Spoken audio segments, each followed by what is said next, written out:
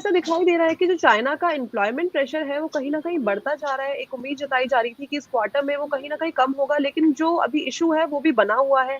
Job में काफ़ी ज़्यादा प्रेशर है। क्या लगता है कि ये इलेक्शन के बाद इंडिया की तरफ भी आता हुआ दिखाई दे रहा है या फिर सिचुएशन जो है वो अंडर कंट्रोल रहेगी? कंचन जी, इंडिया में सिचुएशन अंडर कंट्रोल रहेगी। ये मैं अपनी बात कई बार इस बात को रख चुका हूँ कि इंडिया पे जो प्लेनेट की पोजीशन है बहुत तेज बनी हुई है। ग्लोबल मार्केट में जो भी टर्मोइल होना है, जो कुछ भी होना होता रहेगा, और इंडिया में जो पोजीशन बननी है वो बहुत क्लियरली दिख भी रही है।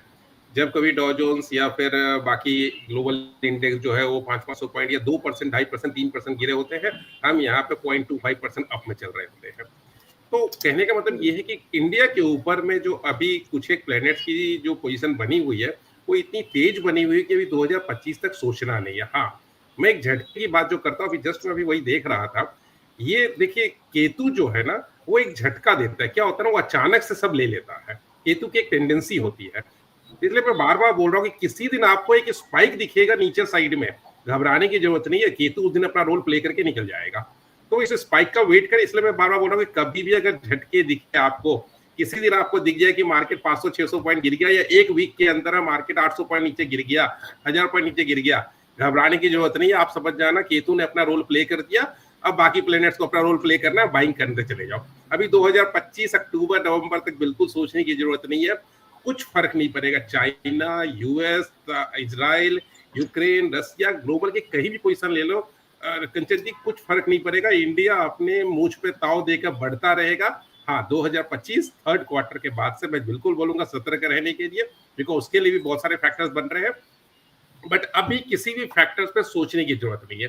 जैसा रचित जी ने कहा कि मार्च महीने में आप वैल्यू बाइंग स्टार्ट करो, और मुझे लगता है कि मार्च अप्रैल अप्रैल आपके 10-12 तारीख तक मुझे लगता है कि अच्छी गिरावट जो है, मतलब अभी एक महीना आपके पास है। आज आज 11 तारीख है और अगले में 11-12 तारीख तक की बात कर रहा हूँ।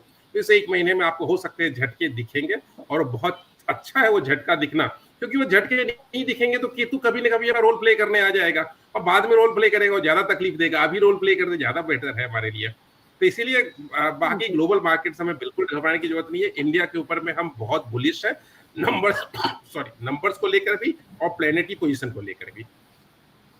जी, ठीक है। तो ये कॉन्फिडेंस बरकरार रहना चाहिए, लेकिन कभी-कभी कॉन्फिडेंस को देखते हुए डर लगता है, इसलिए मैं ऐसे सवाल पूछ लेती हूँ संदीप से। कहीं ऐसा तो नहीं है कि हम कॉन्फिडेंस की जगह कुछ ज़्यादा ही ओवर कॉन्फिडेंट हो गए हैं और जो हमारे पीयर कंट्रीज़ हैं, उनको हम काफ़ी ज़्यादा छोटा समझने लग गए हैं?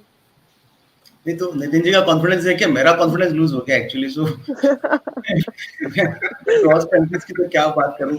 सो आई वुड प्रेफर कि नितिन जी इसी का आंसर दे। मैं तो सीधा साधा हूं जो नंबर से बात करता हूं। स्टॉक मार्केट के अंदर कौन अच्छा लग रहा है कौन खराब लग रहा है उसके लिए मैं राइट चॉइस हो सकता हूं, बट ये क्रॉस कंट्री पॉइंट्स मुझे थोड़े कम समझ में आते हैं। ठीक है, मैं आपसे ही पूछ लेती हूँ सर, यूको